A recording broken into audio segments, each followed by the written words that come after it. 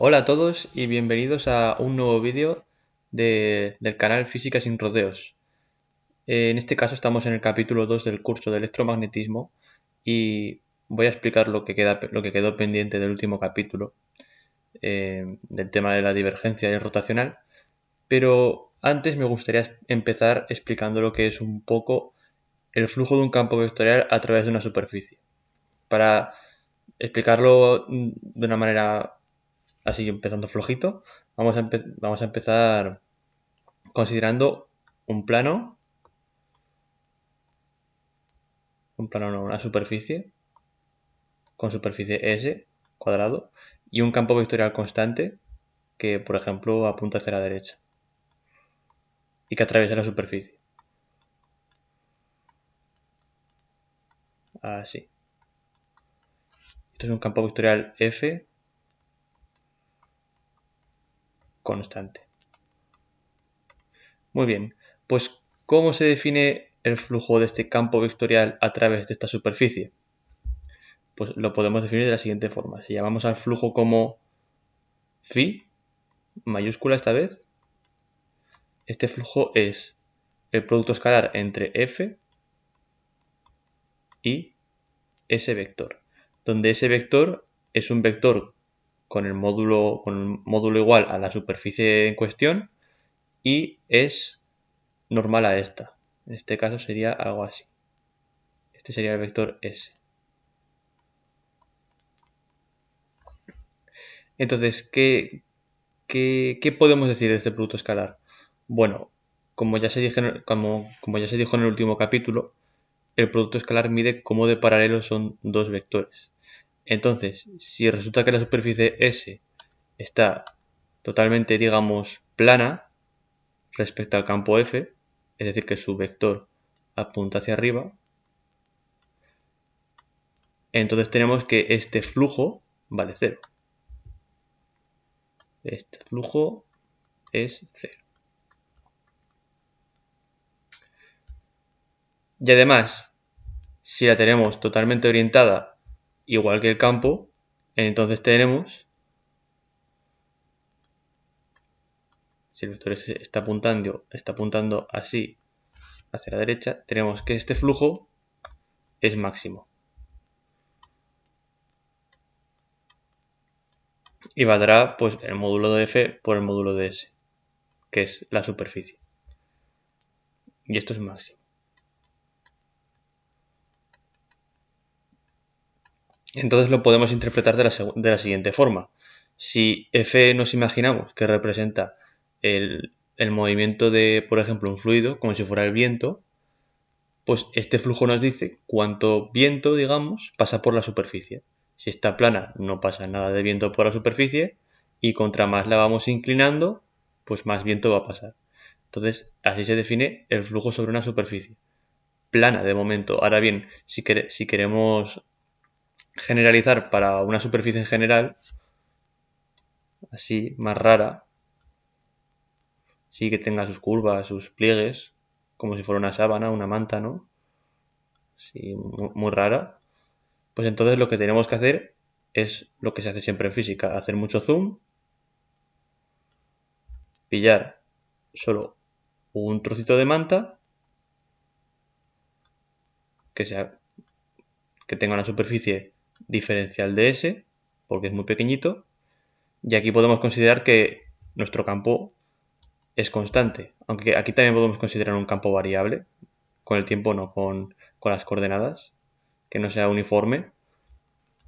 Y entonces, como esta región de aquí es tan pequeña, que podemos considerar que F es constante en todo este diferencial de superficie. Entonces decimos que nuestro diferencial de flujo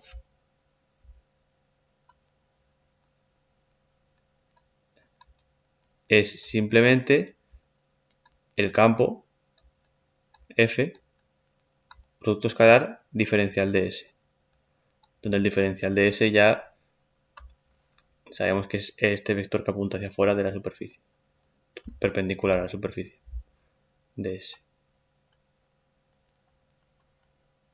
¿Y qué hay que hacer para hallar el flujo? Bueno, pues simplemente tendríamos que integrar ambos lados.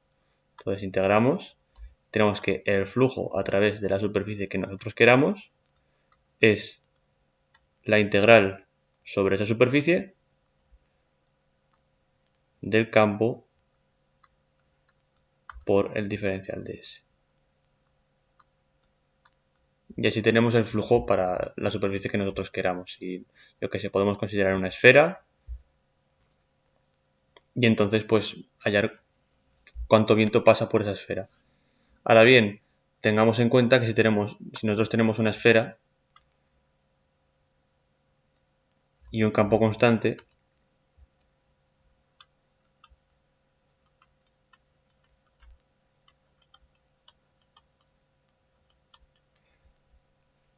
este flujo nos va a dar cero.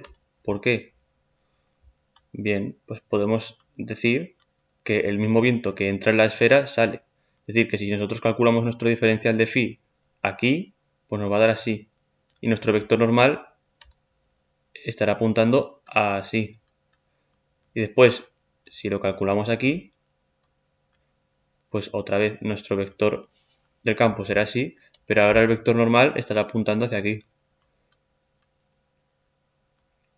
Y las componentes, digamos, horizontales se cancelarán y las verticales se cancelarán con las de abajo, porque después podemos calcular nosotros aquí y aquí. Nos va a dar así, así, y los vectores normales así y así. Y estos diferenciales se cancelan todos entre ellos, por lo tanto el flujo es cero.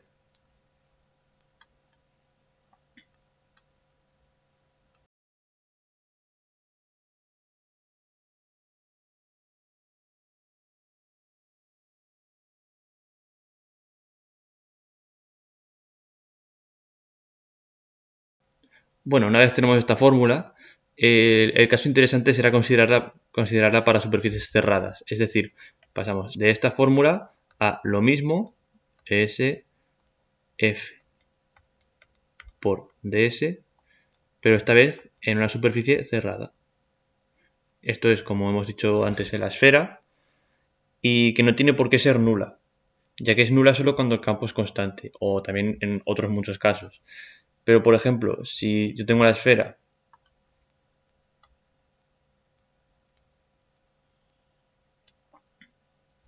y el campo vectorial me apunta hacia adentro,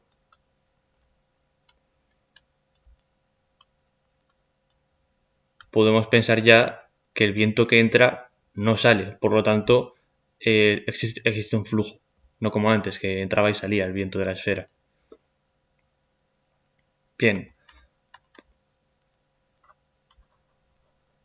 pero es que además la pregunta interesante sería los miniflujos, ¿no? Que en un punto del espacio donde tenemos definido un campo F, nos preguntamos si salen vectores o entran vectores o ambas salen y entran y por lo tanto el flujo es cero. Entonces nos preguntamos cuál es el flujo en este punto. Bueno, para ello tenemos que hacer S tender a cero. Ahora bien, si hacemos S tender a cero, lo que nos va a pasar es que el flujo también se nos va a ir a cero. Para arreglar esto, no es igual a cero, tiende a cero. Para arreglar esto podemos hacer que el volumen en el que queremos calcular el flujo, aprovechamos que es una superficie cerrada, por lo tanto contiene un volumen, entonces este volumen también está tendiendo a cero, por lo tanto podemos hacer que S tienda a cero y después dividir entre volumen tau. Dividir entre tau así. Muy bien, entonces vamos a escribirlo aquí. Decimos que el miniflujo, minifi vamos a llamarlo,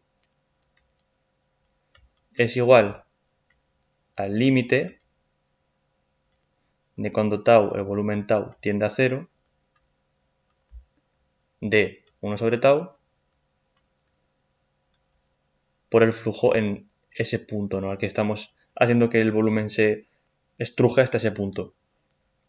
Entonces tenemos la integral cerrada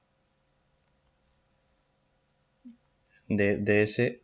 Ya sabéis que el producto escalar es conmutativo, por lo que puedo poner esto así. S por F. Y esto sobre la frontera del volumen. Tal. Vale. Entonces, repito, aquí lo que estamos haciendo es ver los miniflujos en un punto del espacio para saber si de ahí entra, sale o no entra ni sale los vectores del campo vectorial F. Muy bien. Para ello vamos a ver este miniflujo. Entonces, si consideramos el punto aquí P, lo rodeamos con un cubo. Así. Y vamos a considerar este cubo nuestro volumen tau, que se va a estrujar hasta que sea el propio punto P y el volumen es tau. El volumen es tau. Y vamos a considerarlo del lado A. Luego de tau pues sería la superficie esta, de la superficie del cubo. Muy bien, pues vamos a considerar aquí nuestro campo, el punto P es X y Z.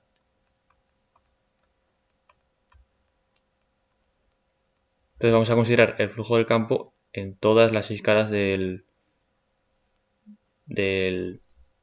digamos del hexaedro. Muy bien, vamos a empezar con esta cara, por ejemplo, la marco con una X así que para que así sepamos si la hemos hecho ya. Entonces nos queda que el miniflujo es, voy a ponerlo aquí, F, así, además vamos a considerar X aquí, Y aquí y Z aquí. Entonces hemos cogido de aquí y nos hemos movido a medios en Y.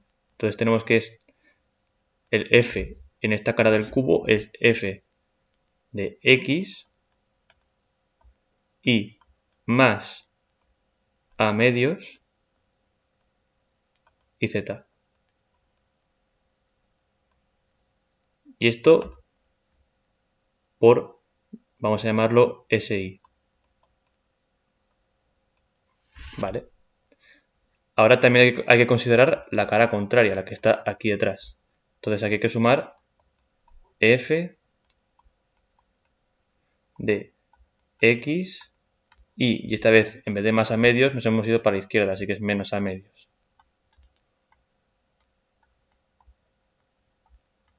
Y Z por, y además SI está apuntando en la dirección contraria esta vez, porque si esto es SI, en esta cara de aquí, SI vendrá hacia aquí. Espera un momentín. SI, esta vez menos SI. Entonces, por menos SI. Y así para las demás componentes, para la X y la Z. Y esto hay que dividirlo todo entre 1 sobre tau. Ahora bien, tau es al cubo, el volumen del hexaedro. 1 sobre A al cubo. Muy bien, ahora si recordamos, cuando yo tengo f de x más un poquito, pues esto es f de x más el diferencial de f. Ese poquito. Ahora bien, en el anterior vídeo vimos que el diferencial de f es, esto es f de x, y el diferencial de f es la derivada de f respecto a x, diferencial de x. Bueno, pues para estos campos pasa lo mismo. Vamos a borrar esto y hacer lo mismo para estos campos. Tenemos que f de, me voy a ahorrar las demás componentes y voy a poner solo y más a medios. Entonces esto es f de y x y z más la parcial de f respecto a y por el poquito que hemos avanzado, que es a medios. Y con el menos a medios va a pasar lo mismo. F de y menos a medios es f de y menos f, la porcentaje de f respecto a y, por a medios. Entonces, ¿qué nos queda todo esto? Todo esto de aquí. Bien, pues aquí tenemos el primer término de este término, sí, el de la expansión, es f de y. Y después tenemos aquí un menos, entonces se nos va a ir f de y con f de y y ya no nos quedan f de y. Se nos van. Voy a ponerlo con este color. Se nos va f de y y f de y. ¿Y qué nos queda aquí? Pues nos queda, aquí el siguiente término es dfi a medios por si y aquí es menos dfi a medios, es decir que menos por menos más, lo que nos da es que se suman. Luego se nos quita el medio y nos queda como la parcial de f respecto a y por si y esto por a. Bien, voy a borrar todo y voy a poner todas las componentes.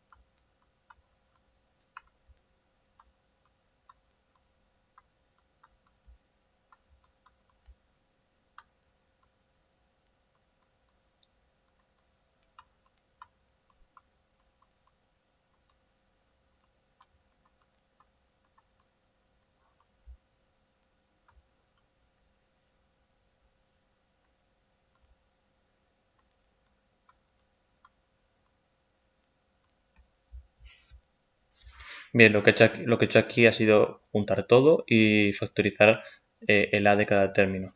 Entonces este a se nos va con este 3 y nos queda un a al cuadrado. Luego esto es 1 sobre a al cuadrado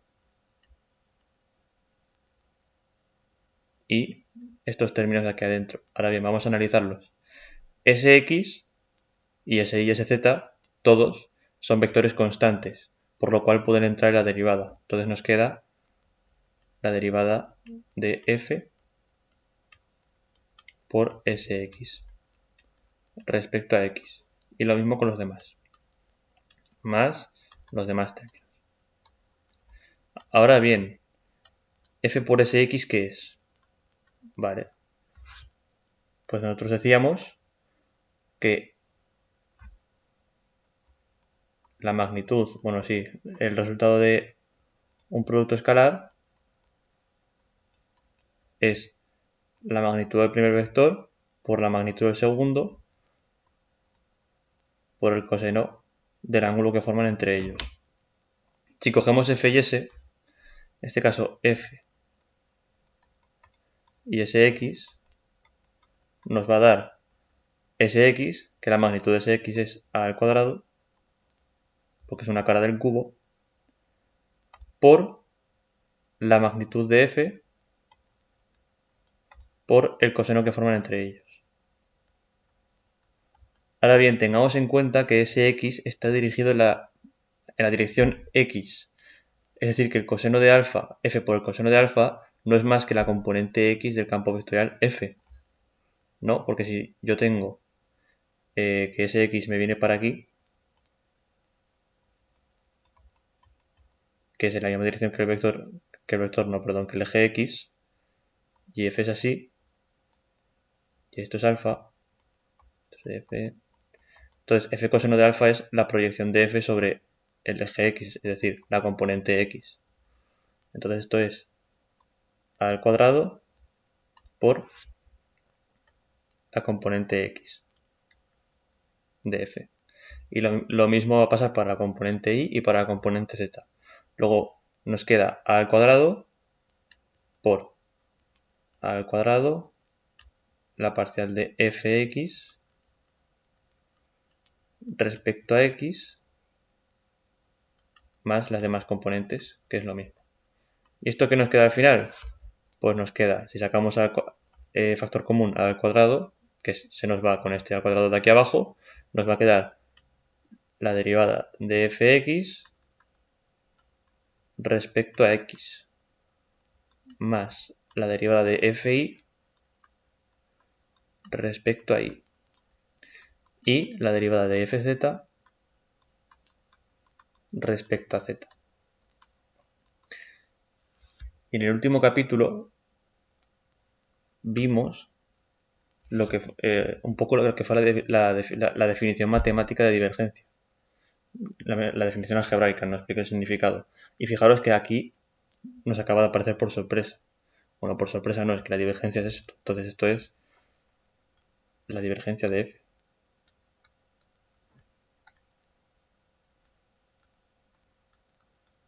Voy a borrar todo y ordenarlo.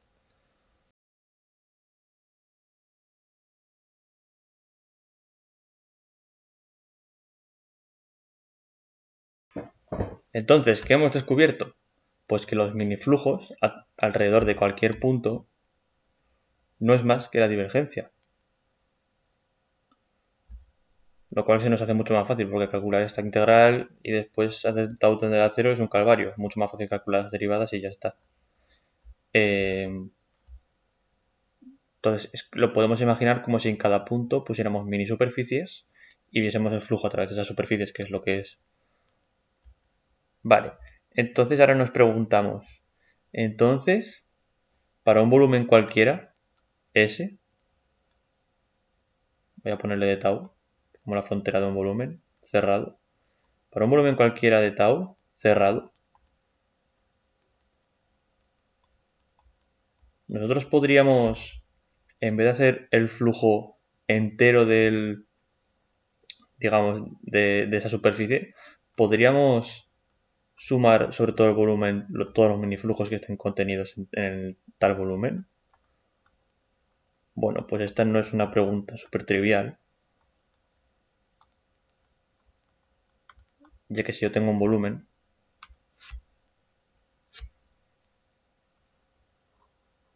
tau así, con forma de patata cocida, patata frita, tau, y lo partimos en trocitos para calcular el miniflujo de cada uno, lo podemos imaginar que lo partimos en cubitos.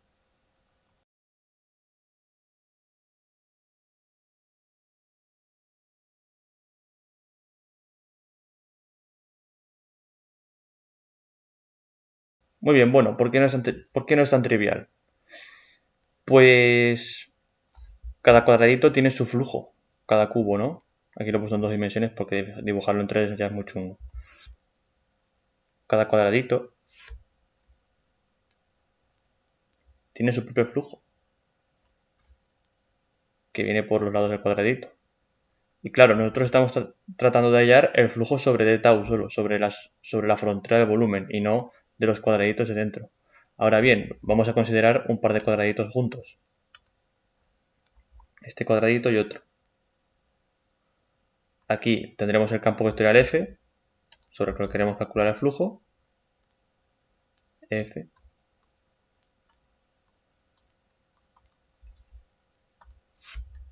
Y si este es el cuadradito 1 y este cuadradito 2, entonces tenemos aquí el vector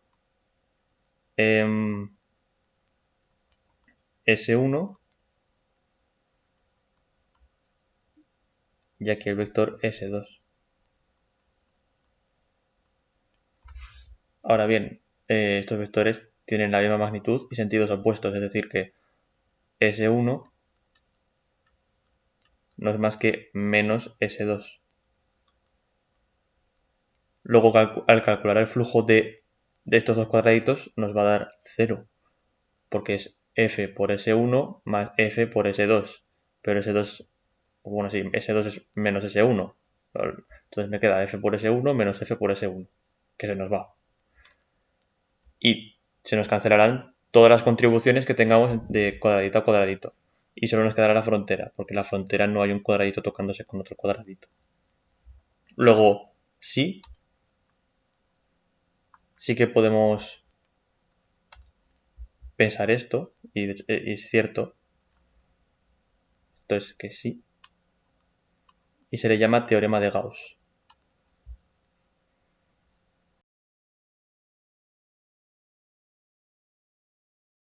Teorema de Gauss. O creo que tenía otro nombre también, pero bueno, era de Gauss y no sé quién, porque también habría que darle mérito a ese hombre. Pero bueno, en última instancia sabemos cómo es el teorema. Y esta expresión nos será súper útil porque es mucho más fácil calcular la divergencia y depositarla sobre tau que hacer f por ds y sumar todas las contribuciones de cada diferencial de superficie. Bien. Entonces, claro, ¿os acordáis de que teníamos que en un campo constante digamos, el flujo sobre una esfera o sobre cualquier superficie cerrada era cero? Aquí se puede ver mucho más fácil, porque si el campo es constante, entonces la divergencia es nula, porque la derivada de una constante es cero. Luego esto se nos hace cero y vemos que sí, que esto es cero sobre cualquier superficie cerrada. Que ya habéis visto que es mucho más fácil hacerlo con la divergencia.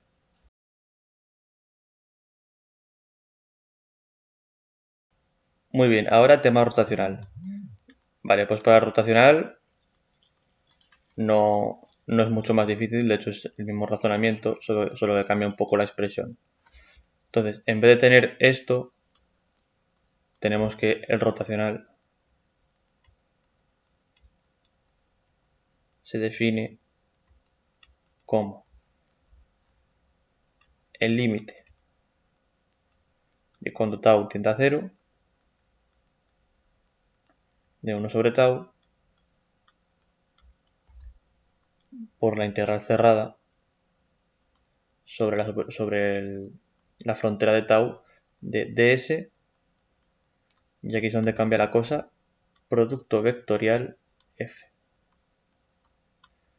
Y no voy a hacer otra vez todo el proceso porque el razonamiento es exactamente el mismo, solo que usando el producto vectorial en vez del producto escalar. Claro, ahora bien, ¿qué interpretación tiene este rotacional? Vale, pues como la palabra dice, nos da rotaciones. Y esto yo al menos me lo imagino como si tuviese un campo vectorial. Si pongo mini ventiladores, ¿cómo girarían esos mini ventiladores, no? Si el campo vectorial representa otra vez viento. Entonces tengo un campo vectorial así, que va en esta dirección, y cada vez se hace más pequeño el módulo del campo vectorial. Eso significa que tenemos aquí un viento más fuerte y aquí un viento más suave o débil, ¿no? Entonces si yo pongo aquí un ventilador, vamos a hacer aquí un ventilador un poco cutre, un mini ventilador, este ventilador va a empezar a girar así, ¿no? Digamos. Va a empezar a girar así porque aquí el viento es mucho más fuerte que aquí. Y el resultado de este producto, del rotacional, pues será un vector que va, en este caso, hacia abajo, que es, digamos, el eje en el que está ensartado el ventilador. Si no, podemos hacer un ejemplo con este campo que os he dicho. Nos inventamos un campo así parecido y vemos qué nos da.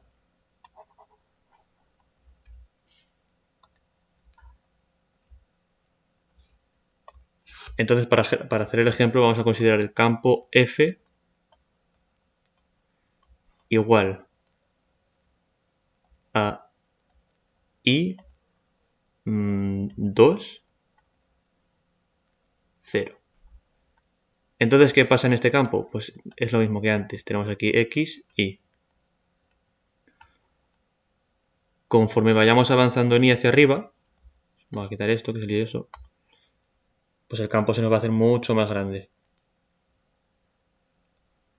Este 2 además, por cierto, sobra. Vamos a poner un 0.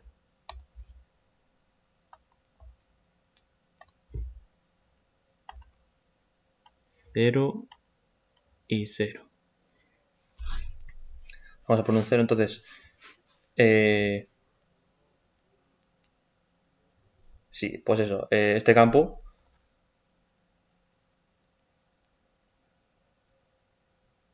Entonces, es el campo que teníamos exactamente antes. Es un vector pequeñito y contra más subimos, más grandes se nos hacen los vectores. Es decir, que si ponemos los ventiladores, pues empezarán a girar. Cada vez más grande. ¿Vale? Pues recordemos que el rotacional se nos definía como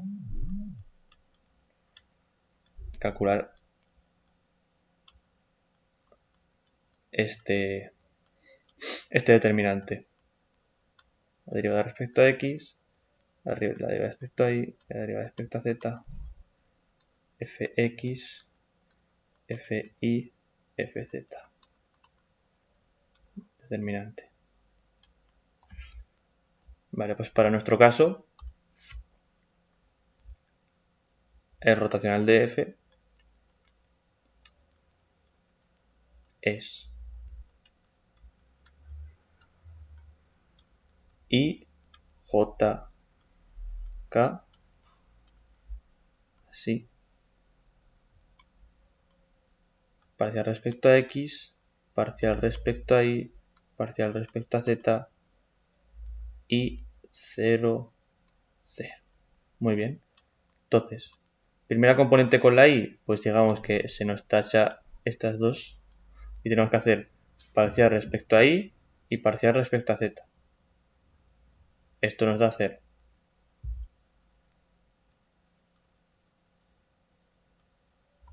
¿Vale? Perdón. 0. Siguiente componente, pues hay que tapar con la J, así. Y después cambiar el signo porque es el segundo, ¿no? Esto es de la matriz adjunta y todo eso. Bueno, y después cambiar el signo. Entonces tenemos derivada respecto a x de 0, que es 0, y la derivada respecto a z de y, que es 0, porque tratamos a y como una constante si derivamos respecto a z. Luego esto también es 0. Y nos queda el último, que es hacer lo mismo pero con k. Así. ¿Qué nos queda? Pues nos queda la derivada respecto a x de 0, que es 0, menos la derivada respecto a y de y, que esta vez sí que nos da algo no nulo, que es menos 1. Luego rotacional de y 0, 0 es 0, 0 menos 1, que como os he dicho, son vectores apuntando hacia abajo que indican la rotación hacia qué lado van los ventiladores. Esto para saber a qué lado nos van a ir los ventiladores habría que usar la regla de la mano derecha, ¿no? Si es menos 1, pues nos ponemos digamos el pulgar. Cogemos la mano derecha, metemos el pulgar mirando hacia abajo porque es menos 1, menos, y la dirección hacia donde vayan nuestros dedos es la dirección hacia que gira el ventilador. Es decir, en este caso, esta. Que tiene sentido porque los vientos son más fuertes contra más subamos. Vale. Ahora vamos a pasar un poco del tema rotacional y nos vamos otra vez a meter con la divergencia. Porque hay cierta función, bueno, cierta familia de funciones que nos va a dar problemas.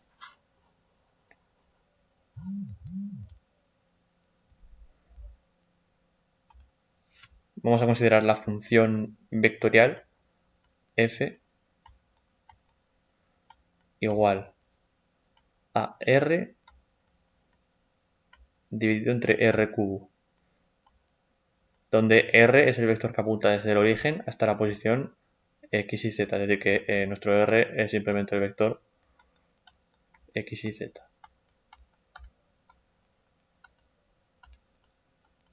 Y r sin la flechita encima es su módulo, es decir, la distancia al origen.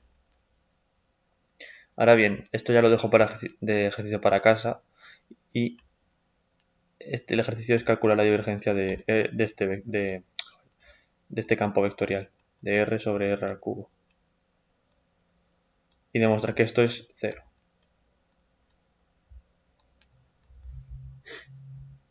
Vale, ahora bien, por ahora no hay ningún problema.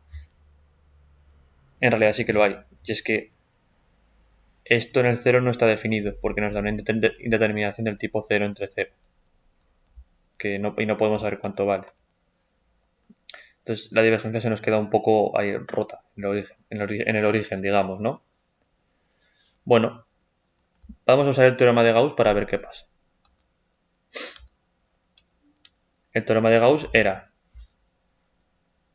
que la integral cerrada sobre tau de f por ds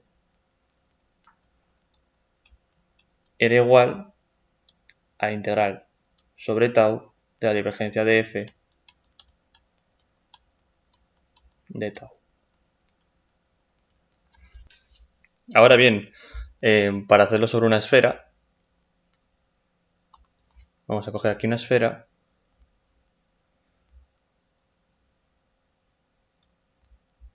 tenemos que su vector S es este. Diferencial de S por aquí y por aquí así. Y además nosotros tenemos la gran suerte de que nuestro campo F es, al igual que ds, un vector radial que va hacia aquí. R sobre RQ. Luego tenemos que F por ds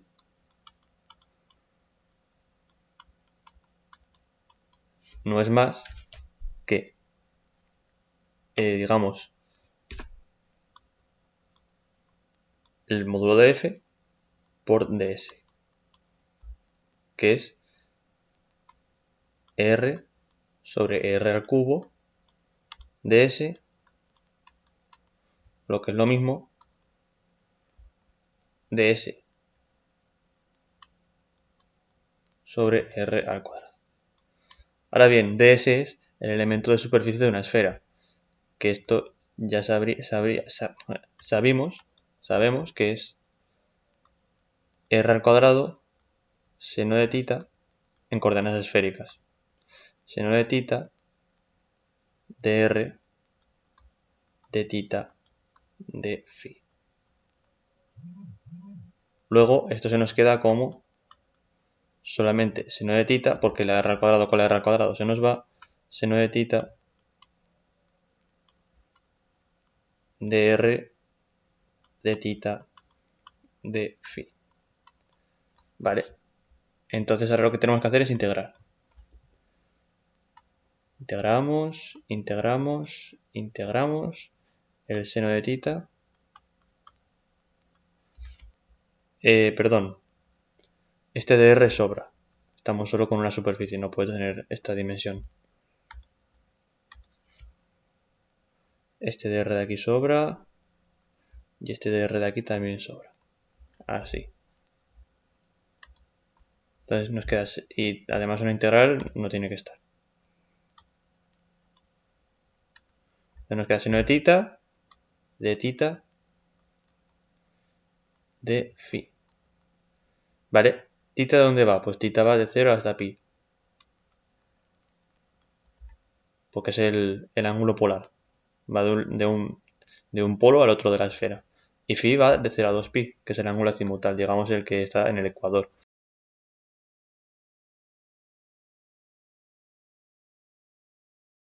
Pues integrando esto, ¿qué nos queda? Muy fácil. Para phi nos queda 2pi. Y para tita nos queda la integral del seno de tita es menos coseno de tita de 0 a pi. Coseno de pi es menos 1, coseno de 0 es 1. Así que esto nos queda 4pi.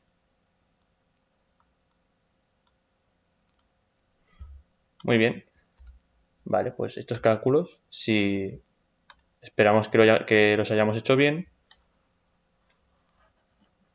se supone que el flujo de este campo a través de esta superficie esférica no es más que 4pi.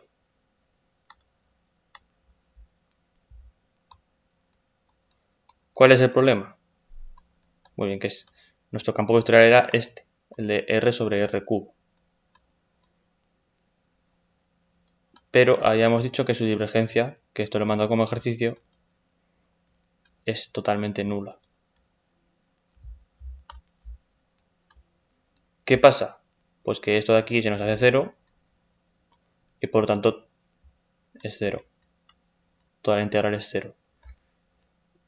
Y desgraciadamente nosotros sabemos que 4pi no es igual a 0. Claro, ¿cuál es el problema aquí? Pues como he dicho antes, tenemos esta divergencia pues definida de forma un poco cutre dentro de en el origen, ¿no? No está ni siquiera definida porque nos dan una indeterminación. Entonces hay que arreglar esto.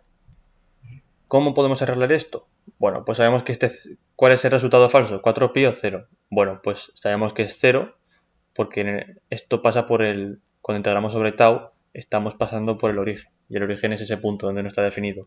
Sin embargo, aquí, con el 4pi, lo que hemos hecho es solamente integrar sobre la superficie esférica, que no, en ningún momento está tocando el origen. Por lo tanto, sabemos que el verdadero resultado debería ser 4pi.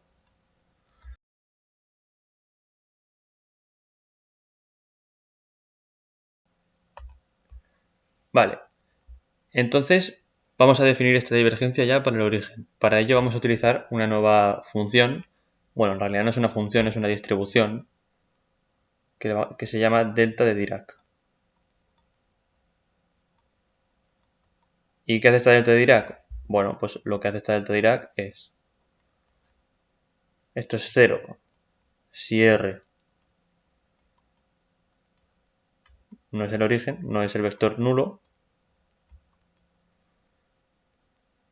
Vale, entonces vale 0 si no es el vector nulo y vale infinito si R sí es el vector nulo. Es decir, que en todo el espacio es 0 menos en el origen, que es infinito. Y además vamos a definirla tal que si la integramos sobre todo el espacio, delta de Dirac, si la integramos sobre todo el espacio de tau, todo el espacio, que esta integral nos dé 1. Bien, ahora bien, ¿cómo podemos aprovechar esto para redefinir la divergencia? Bueno, pues podemos considerar la función 4pi delta R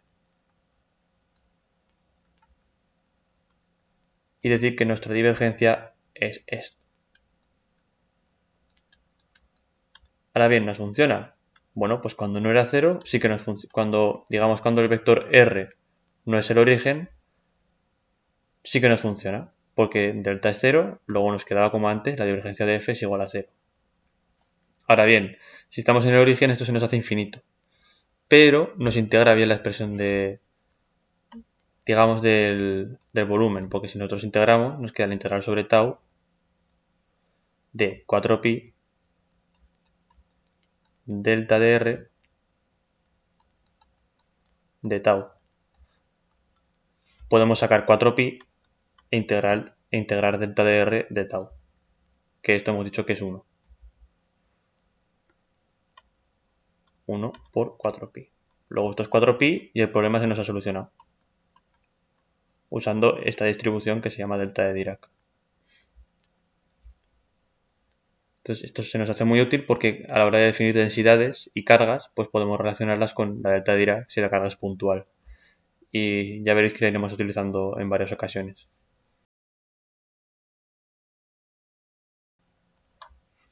Entonces esto es importante. La divergencia de este campo vectorial no es 0. Esto hay que apuntarlo. La divergencia de f en realidad lo que es 4pi por la delta de Dirac.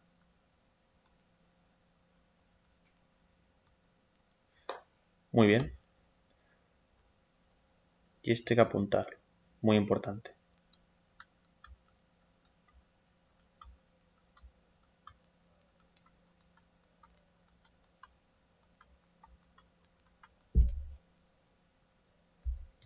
Muy bien, pues vamos a dejar el capítulo por aquí y el próximo día demostraré que da igual integrar sobre una esfera o sobre una patata podrida de que tenga mal forma y unos cuantos teoremas integrales más. Y así yo creo que terminaremos la parte de derivadas y después nos meteremos con la ecuación de Laplace y Poisson. Bueno, que paséis un buen día y hasta luego.